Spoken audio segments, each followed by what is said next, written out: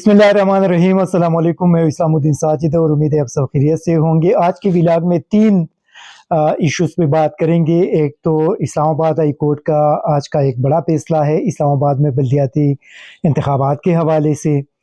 दूसरा, जो साबिक DGI थी जनरल पेज, उसको बदनाम करने के लिए चंद बगल बच्चों को मैदान के अंदर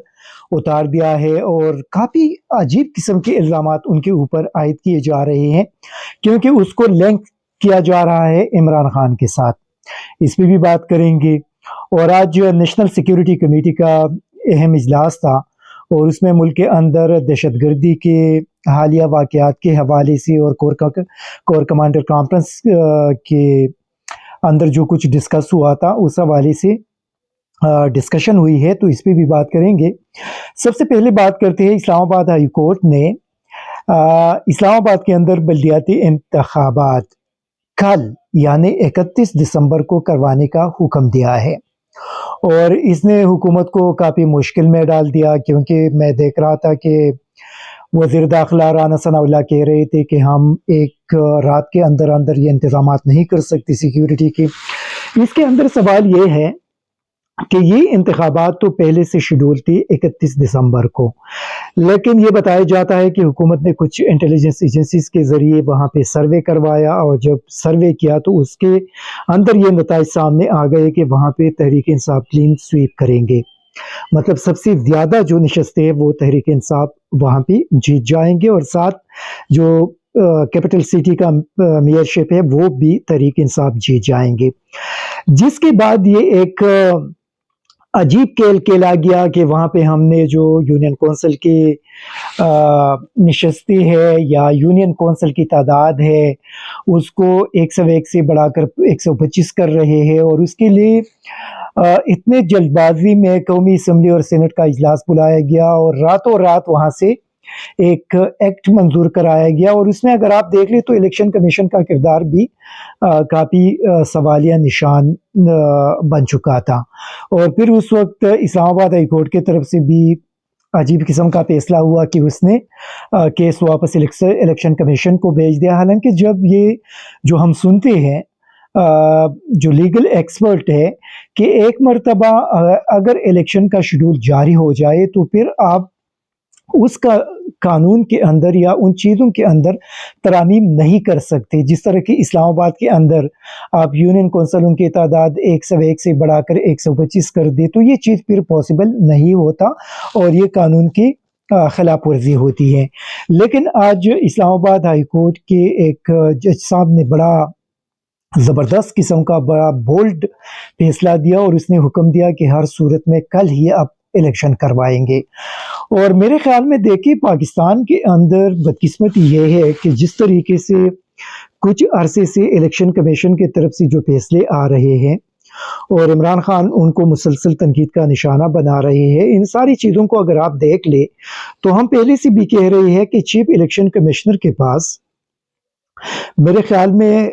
मॉरल ग्राउंड पे भी अगर मुल्क की सबसे बड़ी पॉलिटिकल पार्टी उन पे अदम एतमाद करे तो उनको रिज़ाइन कर देना चाहिए था।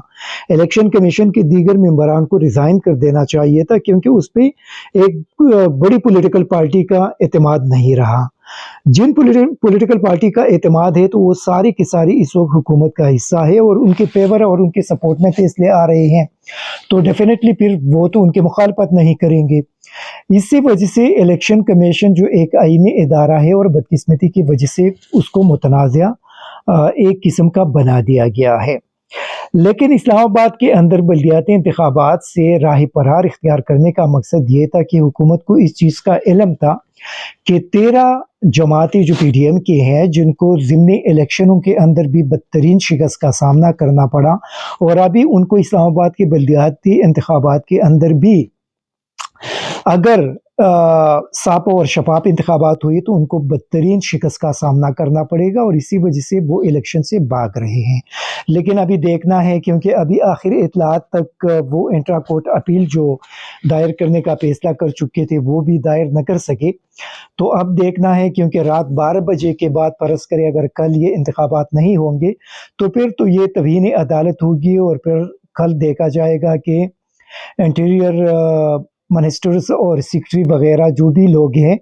ان کے خلاف توہین عدالت کی کارروائی ہوتی ہے یا نہیں، یہ کل دیکھا جائے گا۔ آج نیشنل سیکیورٹی کمیٹی کا ایک بڑا اہم اجلاس وزیر اعظم کے زیر صدارت ہوا، جس میں مسلح افواج کے سربراہان اور وفاقی کابینہ کے دیگر اراکین بھی اس میں شامل تھے، اور اس کے اندر جو حالیہ دہشت گردی کے واقعات ہوئی اس پوری صورتحال کو ڈسکس کیا گیا۔ لیکن وہاں پہ سوال یہ اٹھتا ہے کہ اگرچہ نیشنل سیکیورٹی کمیٹی کا حصہ تو وزرائے اعلیٰ نہیں ہے، لیکن چونکہ یہ بلوچستان اور خیبر پختونخوا کے حوالے سے ڈیفینیٹلی اس کے اندر ڈسکشن ہو رہی تھی، اور مرکزی حکومت کی طرف سے مسلسل خیبر پختونخوا کو بلیم کیا جا رہا تھا کہ یہ خیبر پختونخوا حکومت کی ناکامی ہے کہ افغانستان سے دہشت گرد واپس آ گئے اور انہوں نے بارڈر کو کراس کر کے صوبے کے اندر داخل ہو گئے، اور پھر وہاں پہ انہوں نے دہشت گرد کارروائیاں کی۔ اور اس وقت بھی ہم جیسے لوگ یہی کہتے رہے کہ یہ پروونشل گورنمنٹ کا سبجیکٹ نہیں ہے، ان کا دائرہ اختیار نہیں ہے، بارڈر جو ہے وہ مرکزی حکومت کی کنٹرول میں ہے۔ لیکن آج میرے خیال میں وہ بات ثابت بھی ہو گئی، کیونکہ اس اجلاس کے اندر ہونا تو یہ چاہیے تھا کہ خیبر پختونخوا اور بلوچستان کے چیف منسٹرز کو اسپیشلی انوائٹ کر دیتے، وہاں کے آئی جیز کو، چیف سیکرٹری کو انوائٹ کر دیتے، اور وہ اس اجلاس کا حصہ ہوتے، کیونکہ اس کے اندر ان ساری چیزوں کو ڈسکس ہونا تھا۔ اور پھر یہ بتایا جا رہا ہے کہ منگل تک، پیر کے دن بھی یہ اجلاس جاری رہے گا۔ چونکہ اس حوالے سے تو ابھی تفصیلات سامنے نہیں آئے، صرف یہ کہا گیا کہ دہشت گردوں کے خلاف لڑائی جاری رہے گی، اور جو بھی پاکستان کے مفادات کو یا پاکستان کی طرف میلی آنکھ سے دیکھیں گے تو ان کے خلاف کارروائی ہوگی۔ اور اس قسم کا جو ایک روٹین کے سٹیٹمنٹ ہے وہ صرف سامنے آیا ہے، اندر جو کچھ ڈسکس ہوا ہے اس حوالے سے ابھی تک تفصیلات سامنے نہیں آئی۔ لیکن ایک چیز جو آج مرکزی حکومت اور وزیر اعظم اور ان کے وزران نے تسلیم کر لیا کہ خیبر پختونخوا کے اندر جو حالیہ دہشت گردی کے واقعات ہوئی ہے وہ مرکزی حکومت کی ناکامی ہے، اور وہ ناکام ہو چکے ہیں کہ انہوں نے افغانستان سے دہشت گردوں کی جو آمد تھی یا یہاں پہ داخلہ تھا وہ نہ روک سکے، اور ان کو روکنے میں ناکام رہی، اور اسی وجہ سے یہ ساری واقعات ہو گئی۔ ایون کہ اسلام آباد کے اندر تک دہشت گرد سوسائڈ بمبر پہنچ چکا تھا۔ یہ ابھی دیکھنا ہے کہ اس کے اندر کیا کچھ ڈیسائیڈ ہوگا، لیکن ایک جو چیز اس حوالے سے بات کی جا رہی ہے وہ پاکستان کی معاشی صورتحال ہے، اور یقینی طور پہ اس حکومت نے پاکستان کی معیشت کو تباہ کر دیا۔ اور دیکھیے اس کے لیے میرے خیال میں صرف اس حکومت کو ذمہ دار ٹھہرانا بھی مناسب نہیں ہوگا۔ جن لوگوں نے اس حکومت کو لایا تھا وہی لوگ اس تباہی و بربادی کے ذمہ دار ہیں۔ جن لوگوں نے ریجیم چینج آپریشن کیا تھا وہ لوگ اس پوری صورتحال کے ذمہ دار ہیں، اور جن لوگوں نے اسحاق ڈار جیسے شخص جو پاکستانی عدالتوں سے مفرور تھے، لندن میں مقیم تھے، پاکستانی عدالتوں کے سامنے پیش ہونے کے لیے تیار نہیں تھے، ان کو ایک ایئرپورٹ کی خصوصی تیاری کے ذریعے لندن سے اسلام آباد لایا، یہاں پہ ان کو سینیٹر بھی بنایا، یہاں پہ ان کو وفاقی وزیر بھی بنا دیا، اور یہاں پہ ان کے ذریعے پاکستان کی اکانومی کو بھی تباہ کر دیا۔ میرے خیال میں وہ سارے لوگ اس کے ذمہ دار ہیں۔ اگر ان کو آپ اس ذمہ داری سے سائڈ پہ کر دیتے ہیں تو یہ بھی ناانصافی ہوگی، اور ان لوگوں کو کسی بھی صورت میں معاف نہیں کیا جا سکتا جن لوگوں نے پاکستان کی معیشت کے ساتھ، پاکستان کے ساتھ، اور پاکستان کے 22 کروڑ عوام کے ساتھ، اور پھر اس کے ساتھ ساتھ پاکستان کی سیکیورٹی کے ساتھ جو کھیل کھیلا، جو تباہی و بربادی برپا کر دی، وہ لوگ اس پوری گیم کا حصہ تھے، اور وہ اس کے ذمہ دار ہیں۔ اگر وہ بھی ریٹائر بھی ہو چکا ہے تو میرے خیال میں ان کا احتساب ہونا ضروری ہے، کیونکہ ان سے یہ پوچھنا چاہیے کہ انہوں نے کس کے اشارے پہ، کس کے کہنے پہ اور کس مقصد کے لیے یہ سارا ریجیم چینج آپریشن کیا، اور اس نے پاکستان کو اتنا بڑا ایک نقصان پہنچایا اور پاکستان کو اس نہج پہ لا کر کھڑا کر دیا کہ آج پاکستان کے ڈیفالٹ ہونے کی باتیں ہو رہی ہیں۔ اور میرے خیال میں اس میں پی ڈی ایم کی جتنے بھی لوگ ہیں وہ سارے ذمہ دار ہیں۔ اس کے اندر نواز شریف، شہباز شریف، مریم نواز، آصف زرداری، بلاول بھٹو، مولانا فضل الرحمان، ANP، اسحاق ڈار، رانا ثناء اللہ، احسن اقبال، خواجہ آصف، مطلب جتنے بھی ہیں یہ سارے کے سارے اس پوری تباہی کے ذمہ دار ہیں، اور انہوں نے ایک چلتی پھرتی حکومت کو گرا کر ایک اچھی پاکستان کو، جس کی اکانومی، جس کا GDP گروتھ 6% پہ جا رہا تھا، اور ملک کے اندر ایک خوشحالی آ رہی تھی، اور ملک کے اندر مطلب جو مہنگائی تھی وہ کنٹرول ہوتی جا رہی تھی، اور اس پوری صورتحال کو تباہ کر کے آج پاکستانی قوم کو ایک مشکل صورتحال کے اندر دھکیل دیا ہے۔ تو اس میں میرے خیال میں یہ سارے ذمہ دار ہیں، ان کو معاف نہیں کیا جا سکتا۔ اس کے ساتھ ساتھ ہم دیکھتے ہیں کہ جاوید چودھری نے جب سے جنرل باجوہ کے ساتھ ملاقات کی، ریٹائرڈ جنرل باجوہ کے ساتھ ملاقات کی، اس کے بعد روزانہ ایک نئی خبر سامنے آ رہی ہے۔ آج ہم نیوز کو میں دیکھ رہا تھا، ان کا جو سوشل میڈیا ٹویٹر اکاؤنٹ ہے، جاوید چودھری کو کوٹ کیا تھا کہ جنرل باجوہ یہ کہہ رہے تھے کہ جہانگیر ترین کو عمران خان کی رضامندی سے جنرل پیز نے نااہل کروایا تھا، اس وقت کی چیف جسٹس کے ذریعے، اور اسی دن اس نے اپنے 2 اور بغل بچوں کے ذریعے یہ کہا تھا کہ جو وزیراعظم ہاؤس سے آڈیو لکھ ہوئی تھی وہ جنرل پیس کے کہنے پہ لکھ کروائے گئے تھے۔ چونکہ میڈیا کے اندر ان کے جو بغل بچے ہیں جن کو آج کل استعمال کیا جا رہا ہے، تو جنرل پیس کو اسی وجہ سے ٹارگٹ کیا جا رہا ہے کہ چونکہ 2 سال تک ان پر قانونی پابندی ہے، وہ جواب نہیں دے سکتے، نہ کوئی وضاحت کر سکتے ہیں، نہ کوئی پریس کانفرنس کر سکتا ہے، نہ کچھ اور کر سکتا ہے۔ اسی وجہ سے ان کے پاس یہ ابھی موقع ہے کہ جتنا بھی گند ہے جو ریٹائر باجوہ کے کندھوں پہ تھا، اس گند کو اٹھا کر جنرل پیس کے اوپر پھینک دیا جائے، کیونکہ ان کے حوالے سے یہ بات کی جا رہی ہے کہ وہ عمران خان کے بڑے قریب تھے۔ تو جتنا ان کے اوپر گند ڈالا جائے گا، اتنا یہ سارے الزامات عمران خان کے کھاتے میں ڈالنے کی کوشش کی جا رہی ہے۔ لیکن اس کے اندر سوال یہ ہے کہ اگر جنرل پیس اتنا طاقتور تھا تو پھر اپریل میں جب قومی اسمبلی تحلیل ہوئی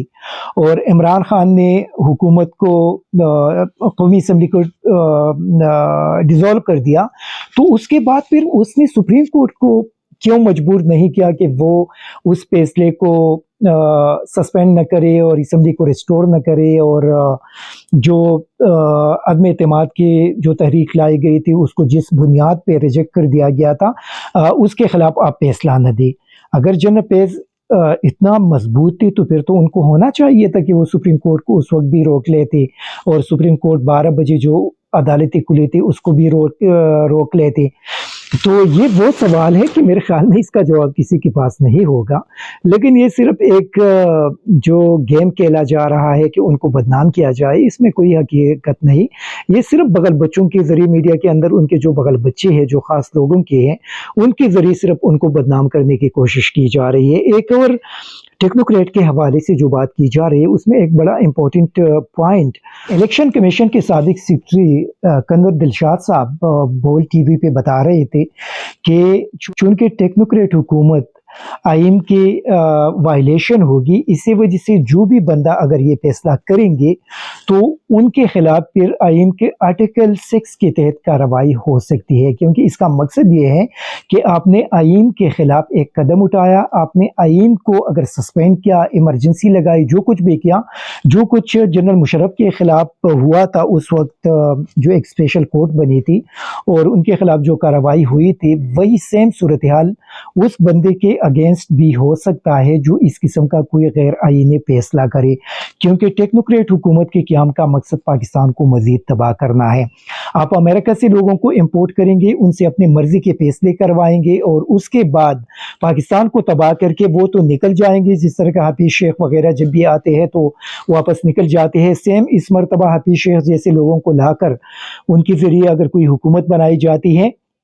تو پاکستان کو تباہ کر کے، کیونکہ وہ IMF کی پالیسی کو امپلیمنٹ کریں گے، ان کے احکامات مانیں گے، کسی اور بندے کے حکم وہ تسلیم نہیں کریں گے، تو ان کے ذریعے پاکستان کو تباہ و برباد کر کے وہ تو واپس نکل جائیں گے۔ جو طاقتور لوگ ہیں وہ بھی پاکستان سے نکل جائیں گے، لیکن جو عام 22 کروڑ پاکستانی ہیں ان کو تباہ کر دیا جائے گا، کیونکہ مہنگائی کا ایک طوفان آئے گا۔ اسی وجہ سے اس صورتحال کا صرف ایک ہی حل ہے، اور اس کا حل ہے پوری طور پہ انتخابات۔ اگر پوری الیکشن کے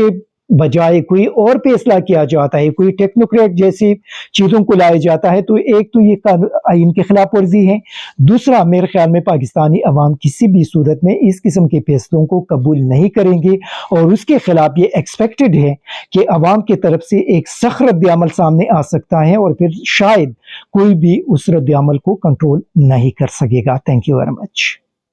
ISTV पाकिस्तान को सब्सक्राइब करें और बेल आइकन को दबाएं मजीद वीडियो और अपडेट्स के लिए।